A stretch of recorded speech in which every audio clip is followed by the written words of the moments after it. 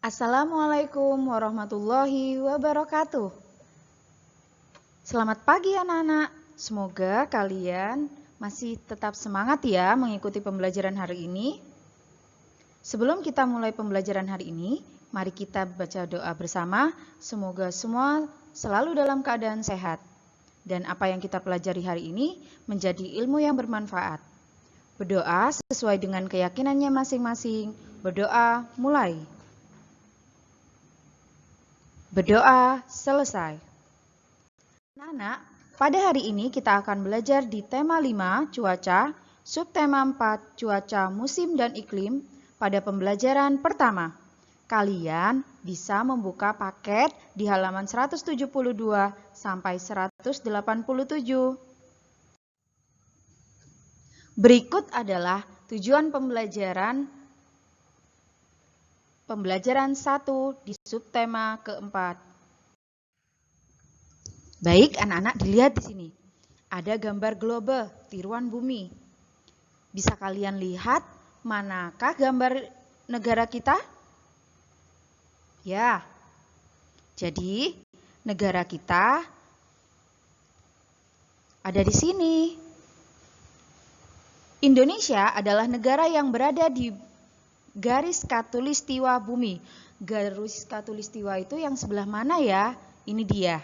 Ya, ini yang namanya garis khatulistiwa. Makanya, musim di negara kita hanya 2 jenis, diingat-ingat.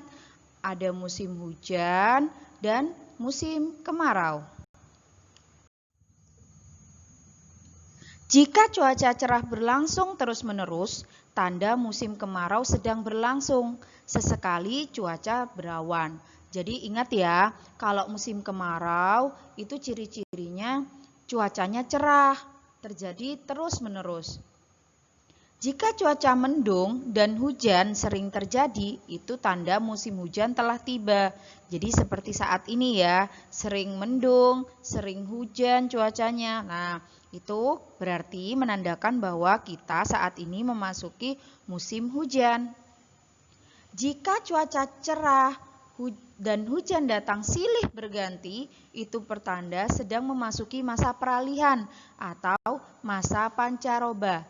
Saat seperti ini, cuaca cepat berubah, mulai dari cuaca cerah, berawan, mendung, lalu hujan. Nah, di sini ada Siti dan teman-temannya saat menuju sekolah mereka bercakap-cakap. Percakapan Siti dan teman-teman mereka ingin tahu apa perbedaan cuaca, musim, dan iklim. Akhirnya, mereka memutuskan untuk berkunjung ke perpustakaan sekolah. Nah, di sini bisa kita lihat. Siti dan teman-teman tiba di sekolah. Mereka berencana mencari buku di perpustakaan saat istirahat nanti. Waktu istirahat telah tiba. Siti dan teman-teman pergi ke perpustakaan sekolah. Di sana banyak buku yang berisi informasi tentang cuaca, musim, dan iklim. Di dalam perpustakaan kita harus tenang agar tidak mengganggu pengunjung yang lain. Ingat ya, kalian saat memasuki perpustakaan harus mengikuti tata tertib yang ada di perpustakaan. Semisal, harus tetap tenang saat berada di dalam perpustakaan. Mengembalikan buku pada waktu yang sudah ditetapkan. Jadi bukan berarti kalian dipinjami buku terus menjadi hak milik untuk selamanya ya. Iklim, cuaca, dan perubahannya. Cuaca merupakan suatu gejala alam. Cuaca dapat terjadi dan berubah dalam waktu yang singkat. Ingat ya, cuaca hanya terjadi pada waktu yang singkat. Perubahan cuaca dapat dirasakan dari menit ke menit atau jam ke jam. Itu kalau cuaca. Sedangkan iklim adalah lamanya keadaan cuaca di suatu daerah tertentu. Iklim biasanya diamati dalam waktu lama, dari bulan ke bulan. Jadi diingat ya nak ya. Makanya kalau kalian bisa browsing di HP, di HP-nya itu terlihat, oh cuaca hari ini Surabaya cerah, oh cuaca hari ini cuacanya mendung di Surabaya. Itu namanya cuaca. Sedangkan iklim itu lamanya keadaan cuaca. Semisal seperti saat ini di Surabaya, di Indonesia tepatnya, cuacanya sering hujan dan mendung. Nah, di situ bisa dimasukkan bahwa keadaan cuaca di daerah tertentu yang dalam waktu lama itu disebut dengan iklim. Iklim menyebabkan adanya musim. Nah, seperti sekarang. Iklim menyebabkan adanya musim. Contoh, ada musim dingin, panas, semi, gugur, hujan, dan kemarau. Iklim dipengaruhi letak suatu negara di bumi, seperti tadi ya, gambar Indonesia. Oleh karena itu, beberapa negara memiliki musim yang berbeda. Ada negara yang memiliki 4 musim, contohnya negara Jepang. Ada juga yang memiliki 2 musim. 2 musim berarti seperti negara kita. Indonesia terletak di garis khatulistiwa atau garis ekuator. Iklim di Indonesia disebut iklim tropis dan memiliki 2 musim. Hanya musim hujan dan musim kemarau. Diingat, kalau musim hujan biasanya terjadi pada bulan Oktober sampai bulan Februari. Kalau musim kemarau terjadi pada bulan Maret sampai September. Baik anak-anak, kita melanjutkan pembelajaran berikutnya adalah pengurangan pecahan berpenyebut sama. Nah, di sini dapat kita lihat ada gambar contoh pertama adalah satu lingkaran penuh. Satu lingkaran penuh yang dibagi menjadi 3. Otomatis kita masukkan dalam penyebutnya adalah 3.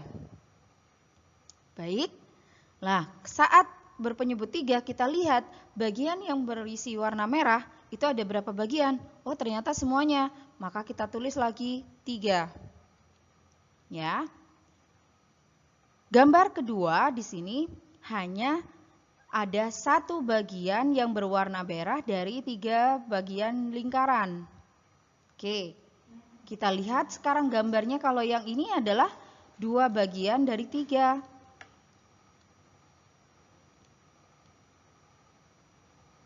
Maka dapat disimpulkan 3/3 diambil 1/3 sama dengan 2/3. Kita coba lagi contoh yang kedua. Contoh yang kedua, kita lihat gambarnya. Berapa ya kira-kira nilai pecahannya? Ya, pintar.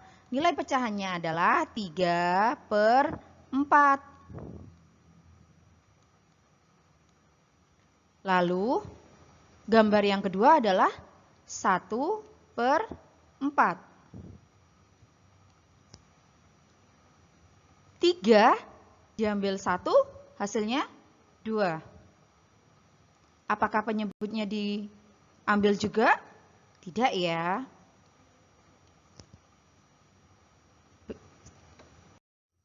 Nah, ada contoh lain. Dari persegi yang sudah dibagi 6, maka penyebutnya 6. Bagian yang berwarna merah adalah 5, dan bagian yang keduanya 1, maka 5 diambil 1 adalah 4. Ya. Untuk mengurangkan pecahan dengan penyebut sama, kita hanya perlu mengurangkan pembilangnya saja, sedangkan penyebutnya tetap. Ingat-ingat ya, sama seperti penjumlahan. Jika penjumlahan, yang dijumlah hanya pembilangnya saja, penyebutnya tetap. Jadi, jika ada soal, kalian bisa mengerjakan seperti ini. 5/6 diambil 4/6 sama dengan 5 diambil 4/1, 6 tetap. Jadi, hasilnya adalah 1/6. Oke, nanti bisa kalian coba di rumah ya. Karya dengan teknik menempel dan menjahit. Edo sudah membagikan kain untuk membuat karya. Karya dengan kain ini termasuk seni rupa 3 dimensi. Masih ingat kan pembelajaran yang sebelumnya? Karya seni ada 2 dimensi, ada yang 3 dimensi. Kalau 3 dimensi, gampangannya terlihat atau timbul, ya, dapat bisa dilihat dari sebelah kanan, sebelah kiri, depan, dan belakang. Ibu Edo menjelaskan bahwa seni rupa 3 dimensi ini bermacam-macam teknik membuatnya. Teknik yang digunakan oleh Ibu Edo namanya teknik aplikasi. Teknik ini menggunakan teknik menempel dan menjahit. Edo dan teman-teman sudah memegang potongan bagian kain masing-masing. Nah, berikut caranya ya. Kalian nanti bisa dicoba di rumah.